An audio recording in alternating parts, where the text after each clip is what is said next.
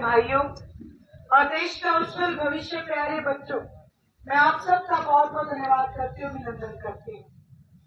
साथ ही साथ आदरणीय ओम प्रकाश जी चौटाला की तरफ से आप सबको घड़ी घड़ी राम राम। उनके आदेश है कि जब भी जाओ मेरी राम राम दिया करो। इंडियन नेशनल लोकदल का पूरा परिवार आज आपके बीच में है। जिला के अध्यक्ष आदरणीय सतबीर सिसाई जी, हल्का के अध्यक्ष सतपाल जी, सम्मानित मंच, इंडियन नेशनल लोकदल का एक राज्य स्तरीय, हल्का स्तरीय और गांव स्तर के एक एक कार्यकर्ता की मैं धन्यवादी हूँ। सभी की वजह से आज इंडियन नेशनल लोकदल वापिस अपने मुकाम पे पहुंची है। इन सबका बहुत बहुत धन्यवाद। जैसा कि मुझसे पूर्व सतपाल जी ने आपको बताया कि लोकसभा के चुनाव है और हर कोई पार्टी अपने अपने नुमाइंदों को आपके बीच में भेजेगी और हर नुमाइंदा अपने अपने हिसाब से आपसे वोट की अपील करेगा। मैं तो आपसे प्रार्थना करना चाहती हूँ कि जब आप वोट डालने के लिए जाओ, क्योंकि वोट आपका है, ताकत आपके पास है। लोकतंत्र में सबसे बड़ी ताकत वोट की ताकत है। लेकिन मेरा अनुरोध यह है कि इस ताकत को आप सही जगह इस्तेमाल करो। मैं हर जगह गई हूं, मैंने एक सवाल पूछा है कि पिछली बार जो एमपी आपने बनाई, मैं आर्यनगर से भी ये पूछना चाहती हूँ कि पिछले प्लान में जो एमपी बनाए वो आपके बीच में कितनी बार आए?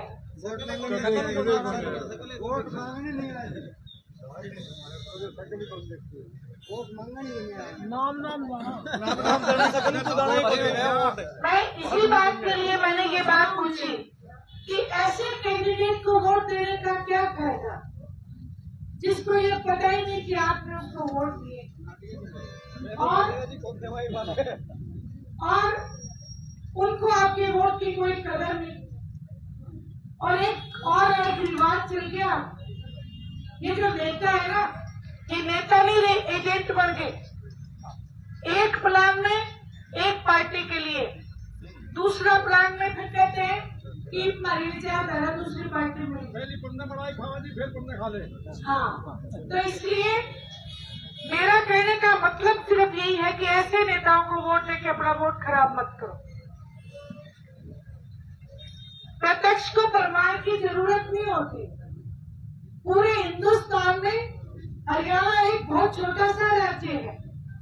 10 लोकसभा की सीटें हैं और 90 विधानसभा की सीटें हैं। पिछले प्लान में हरियाणा प्रदेश वासियों ने इंडियन नेशनल लोकदल को केवल एक सीट दी। मैं आप सबसे एक सवाल पूछना चाहती हूँ, क्या वो एक एमएलए 89 पे भारी नहीं पड़ा? एक एमएलए 89 पे भारी। और इतना ही नहीं, 13 महीने तक किसान कमेरे का आंदोलन हुआ।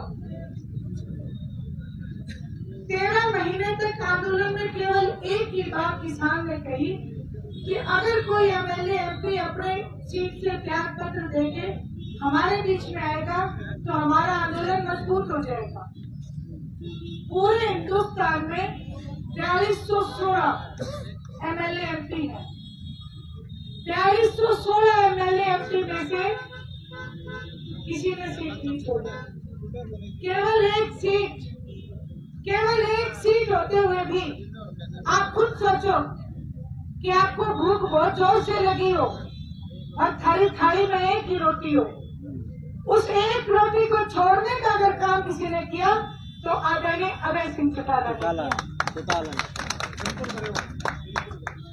वो केवल एक एमएलए की सीट नहीं थी, पूरी इंडियन नेशनल लोकदल पार्टी दांव में लगी थी। नतीजा कुछ भी हो सकता था। इलाहाबाद का उपचुनाव हुआ। इलाहाबाद के उपचुनाव में ये सारे इकट्ठे होकर चुनाव लड़ रहे थे। यहाँ तक कि जो कांग्रेस के नेता आज ये बात करते हैं कि हम तो किसान के हितैषी हैं, किसान के साथ है। विपक्ष के नेता भूपेंद्र सिंह जी हुड्डा ऐलनाबाद गए। जमाल गांव में एक जनसभा को संबोधित करते हुए कहने लगे कि आया तो वो कांग्रेस के लिए, पर कांडा मेरा मित्र है। ये बात इसलिए कही कि उनका इशारा था कि सारे के सारे वोट बीजेपी में डाल दो। और कांग्रेस के नुमाइंदे की ऐलनाबाद के उपचुनाव में जमानत जब्त होना इस बात का सबूत है कि कांग्रेस और बीजेपी मिलकर चुनाव लड़ रही है। इतना ही नहीं, जो 13 महीने तक आपने आंदोलन लड़ा, ये 3 काले कानून मैं आपको याद कराना चाहती हूँ। मनमोहन सिंह जी देश के प्रधानमंत्री थे और ये 3 काले कानून उस समय लोकसभा में आए। भूपेंद्र सिंह जी हुड्डा इन कानूनों के लिए कमेटी के चेयरपर्सन थे और दीपेंद्र सिंह जी हुड्डा का बयान है, ये ऑन रिकॉर्डेड है। दीपेंद्र सिंह हुड्डा कहने लगा कि ये 3 काले कानून इतने बढ़िया हैं कि किसान के खेत में आलू 2-2 फुट के हो जाएंगे। ये मैं नहीं कह रही, ये रिकॉर्डेड बयान है। और आज ही आपको कहते हैं कि हम किसान के हितैषी हैं। ये ए और बी टीम है। मैंने इनको एजेंट ऐसे नहीं बोला, मैंने इनको एजेंट इसलिए बोला है क्योंकि ये एक ही पार्टी के लिए काम कर रहे हैं। और उस समय ये काले कानून इसलिए पास नहीं हुए थे क्योंकि बहुमत था क्षेत्रीय दलों का। क्षेत्रीय दलों ने अपने अपने राज्यों में ये काले कानून लागू करने से मना कर दिया, इसलिए कांग्रेस के राज में ये काले कानून पास नहीं हो सके। फिर षड्यंत्र हुआ, भारतीय जनता पार्टी ने एक तांडव रचाया पूरे हिंदुस्तान में, सभी क्षेत्रीय दलों को तोड़ने की साजिश रचा दी और क्षेत्रीय दल तोड़ के जब बहुमत इनका आ गया तो 3 काले कानून लागू कर दिए। मेरा आपको कहने का मकसद सिर्फ यही है कि आपको अपने पराई की पहचान होनी चाहिए। आप जब वोट डालने जाओ तो आप ये सोच के जाओ कि कौन सी पार्टी सिर्फ वोट लेने के लिए आपके बीच में आती है और कौन सी पार्टी काम करने के लिए आपके बीच में आती है। एक तरफ तो आपके पास ऐसी पार्टी है जिसने 9.5 साल में हर वर्ग ने तो आंदोलन करा, हर वर्ग आंदोलन करता रहा, लेकिन नतीजा कुछ नहीं। हर एक सामान पे टैक्स लग गया, दूध, दही, लस्सी, पनीर, आटा, सब पे टैक्स। दुकानदार जो सामान आप खरीदते हो उसकी कीमत लिखने के बाद स्पेशल लिखता है जीएसटी अलग से जोड़ के फिर आप बिल देते हो। एक तरफ तो ये सरकार है जो आपके ऊपर टैक्स लगाती है, दूसरी तरफ मैं आपको याद कराना चाहती हूँ इंडियन नेशनल लोकदल, आदरणीय चौधरी देवीलाल जी, आदरणीय ओम प्रकाश जी चौटाला का राज। ट्रैक्टर का टैक्स माफ किया, साइकिल का टोकन माफ किया, तंबाकू पे टैक्स लगता था वो माफ किया, रेडियो पे टोकन लगता था वो माफ किया। किसान की फसल का मुआवजा सबसे पहले हिंदुस्तान में अगर कभी देना शुरू हुआ तो इंडियन नेशनल लोकदल के राज से शुरू हुआ। जच्चा बच्चा की स्कीम, कन्यादान राशि, बुढ़ापा पेंशन, किसी ने आंदोलन करा था क्या इन चीजों के लिए? बिना कहे, बिना आपकी डिमांड के, जनता के आवाज को सुनते हुए ये सारी चीजें उन्होंने लागू करके दी। और ओम प्रकाश जी चौटाला के राज में ये सिलेंडर जो आज 1150 का है, 250 रुपए का मिलता था। सरकार को आपके द्वार लेके खड़ा कर दिया चौटाला साहब ने, गांव की गलियां बनवाई, कितने ही नौकरियां लगवाई कि आज तक रिकॉर्ड है मुख्यमंत्री अगर आप देखोगे तो ओम प्रकाश जी चौटाला बने। मेरा आपसे यही उम्मीद और आपसे कहने का तात्पर्य यही है कि ऐसे लोगों को वोट मत दो जो आपके पास वोट मांगने भी नहीं आते, और अगर भूल से मांगने आ गए तो फिर 5 साल से पहले आपके बीच में नहीं आएंगे। ये लोग काम नहीं करना चाहते, सिर्फ कुर्सी चाहिए, सिर्फ कुर्सी चाहिए। आप लोगों के पास वो ताकत है कि जिससे आप इनको ये सिखा सकते हो सबक कि कुर्सी बड़ी नहीं होती, कुर्सी देने वाले बड़े होते हैं। कुछ लोग आदरणीय चौधरी देवीलाल जी की फोटो लगा के कहते हैं कि हम चौधरी देवीलाल जी के नक्शे कदम पे चलते हैं। वो लोग आपके बीच में आए तो एक बात कह देना कि केवल फोटो लगाने से चौधरी देवीलाल जी नहीं कहलाते, त्याग करने से चौधरी देवीलाल जी बनते हैं। चौधरी देवीलाल जी वो महान हस्ती रहे जिनके सामने देश के प्रधानमंत्री की कुर्सी थी और उन्होंने ये कहा कि मुझे कुर्सी नहीं चाहिए, मैं प्रधानमंत्री नहीं, हिंदुस्तान का ताऊ बन के जीना चाहता हूं।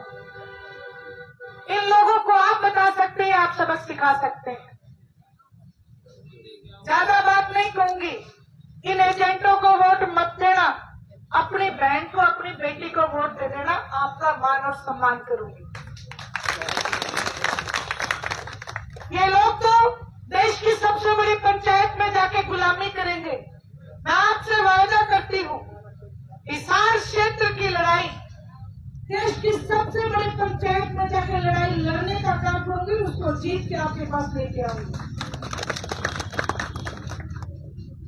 आप सबने इतनी रात तक जो इंतजार किया, जो मुझे मान और सम्मान दिया, उसके लिए मैं आप सबकी हमेशा धन्यवादी रहूंगी। और एक बात मैं कह रही हूं कि जिस दिन आपने एमपी के चुनाव में इंडियन नेशनल लोकदल को जिता दिया, उसी दिन से यह निश्चित हो जाएगा कि हरियाणा प्रदेश में आपका राज होगा, इंडियन नेशनल लोकदल की सरकार बनेगी। क्योंकि खेत को बीजने से पहले उसके बाढ़ लगानी पड़ती है, ये बाढ़ मजबूती से लगा लेना।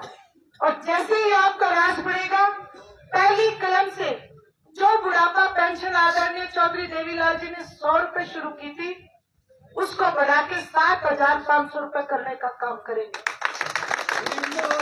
आज जो युवा बच्चे परेशान हैं, आज जो नौजवान को मायूस किया है, बड़े बड़े पौधों के ऊपर गुजरात से लाके अधिकारी बिठा दिए, हरियाणा प्रदेश के नौजवान को कोई नौकरी नहीं।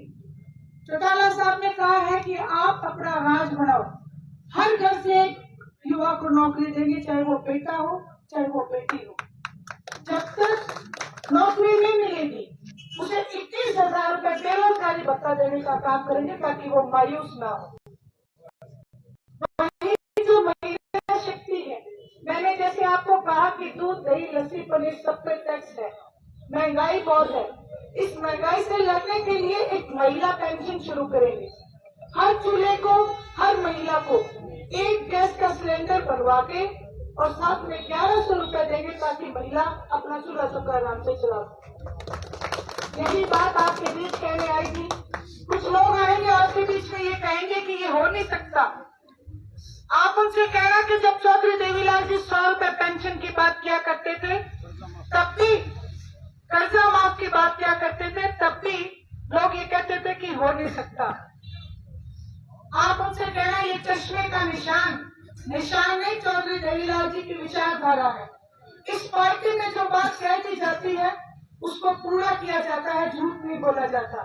और आदरणीय अभय सिंह जी चौटाला इस बात के लिए पूरे हिंदुस्तान में जाने जाते हैं कि जुबान के धनी है, जो कहते हैं वो करके दिखाते हैं, अपनी जुबान से कभी पलटते हैं। यही बात आपसे